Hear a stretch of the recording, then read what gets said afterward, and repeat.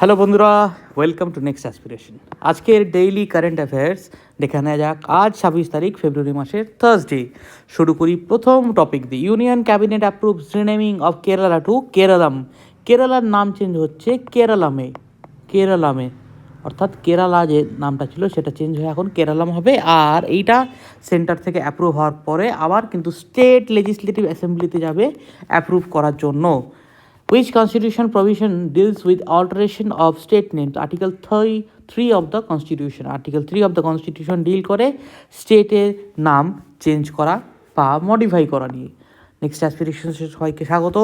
আমাদের টেলিগ্রাম চ্যানেলটা অবশ্যই ফলো করবে। India and Gulf cooperation council signs joint statement to launch FTA negotiation free trade agreement.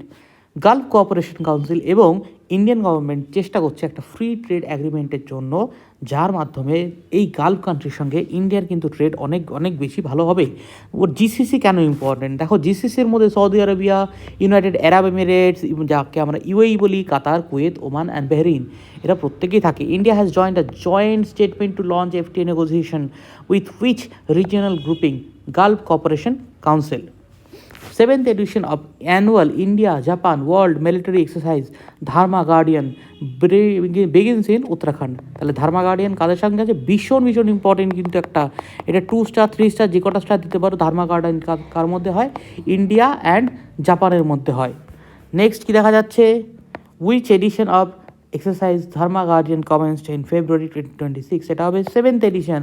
আমরা এবং 7তম এডিশনে রয়েছি। ইন্ডিয়া ইউএস 16 বজ্রা প্রহার মিলিটারি এক্সারসাইজ বিগিনস। তাহলে বজ্রা প্রহার কার মধ্যে? ইন্ডিয়া এবং ইউনাইটেড স্টেটস অফ আমেরিকার মধ্যে হয় বজ্রা প্রহার। এই সময় কিন্তু আমরা প্রচুর দেখতে পারি রিগোরিয়াস ফিজিক্যাল ট্রেনিং কিন্তু চলতে থাকে। প্রথম হয়েছিল 2010 সালে বজ্রপ্রহার, এটা হচ্ছে 16তম এডিশন অর্থাৎ 2026-এ। আর ধার্মা গার্ডিয়ানের কিন্তু এটা 7th এডিশন, তাই তো? দেখো এখানে আমরা কি দেখতে পাচ্ছি? 7th এডিশন, আর এটা হচ্ছে 16তম এডিশন। নেক্সট দেখা যাচ্ছে Hollywood actor Robert Carradine dies at 71। হলিউডের একজন বিশেষ অ্যাক্টর, তার নাম রবার্ট ক্যারাডিন, তিনি কিন্তু মারা যাচ্ছেন আজকে 71 বছর বয়সে। ঈশ্বর ওনার আত্মাকে শান্তি দিক। কোশ্চেন আসতে পারে, which Hollywood actor known as the Long Riders died at the age of 71 in February 2026? Answer হবে Robert Carradine. Rob Jetten becomes the Netherlands youngest ever prime minister. নেদারল্যান্ডসের ইয়াংগেস্ট এভার প্রাইম মিনিস্টার হতে চলেছে রব জেটেন। শুরু হচ্ছে একটা নতুন এরা, যেখানে আমরা দেখতে পাচ্ছি অনেক ইয়াং প্রাইম মিনিস্টার, যেমন ইটালির ভীষণ ইয়াং একজন প্রাইম মিনিস্টার। তো এইভাবে আমরা দেখতে পাচ্ছি এই সময়টায় প্রচুর কান্ট্রি ইয়াং প্রাইম মিনিস্টারকে উঠে আসতে। তাহলে নেদারল্যান্ডসের নতুন প্রাইম মিনিস্টারের নাম হচ্ছে রব Jetten, becomes a very very important segment. Who has become the youngest prime minister of the Netherlands? রব জেটেন।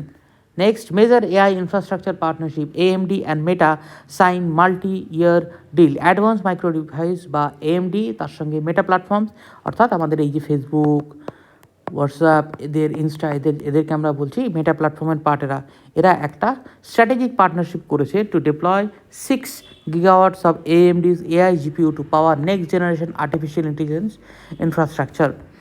Which two companies signed a multi-year deal to power next generation AI infrastructure with 6 gigawatt GPUs? Answer হবে Advance Micro Device বা AMD, তার সাথে আছে Meta platforms.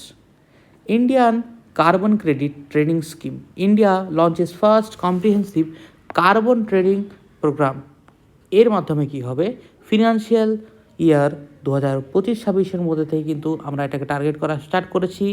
এর মাধ্যমে একটা mandatory compliance component of covering 800 unit in 9 sectors and voluntary offset component থাকতে চলেছে। এবার এর পাশাপাশি আমাদেরকে মনে রাখতে হবে যে এখান থেকে কোশ্চেন কী আসবে। এখান থেকে কোশ্চেন আসতে পারে এনার্জি কনজারভেশন অ্যাক্ট কত সালে তৈরি?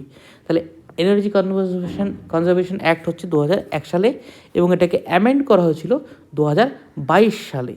আর এই India's carbon credit trading scheme, এটা কিন্তু নোটিফাই হয়েছে এই অ্যাক্টের আন্ডারেই। নেক্সট দেখা যাচ্ছে ইন্ডিয়ার সঙ্গে, অর্থাৎ প্রাইম মিনিস্টার মোদির সঙ্গে অফিসিয়াল ভিজিট করবে ইসরায়েলে প্রাইম মিনিস্টার মোদি, সেটা নিয়ে একটা নিউজ চলছে। এবং যেখানে প্রধানমন্ত্রী মোদি 25 এবং 26 তারিখ দুদিন ইসরায়েলে গিয়ে ভিজিট করবেন ইসরায়েলের প্রাইম মিনিস্টার নেতানহুর সঙ্গে, বেঞ্জামিন নেতানহু। ইসরায়েলের ক্যাপিটালের নাম কিন্তু তেল আভিভ। নেক্সট কি বলা হচ্ছে, which international issue continues to shape India's balanced approach in West Asia? The Israel-Palestine issue. Christian Zionism and its influence on Western policies বা US policy. Not that important, যারা UPSC বা WBCS দিচ্ছ তাদের জন্য only important, বাকিদের জন্য নয়, ছেড়ে দাও। That would be all for the day. Thank you for your attention, undivided অ্যাটেনশনগুলোর জন্য আমরা অনেক অনেক থ্যাঙ্কফুল সবাইকে। তোমরা প্রত্যেকে ক্লাসগুলোকে ভালো করে দেখো, ভালো করে করো, এটাই আমি তোমাদের কাছ থেকে চাইবো। খুব ভালো করে হোক তোমাদের ডেইলি কারেন্ট অ্যাফেয়ার্সগুলো। Till we meet again, thank you and Jai Hind.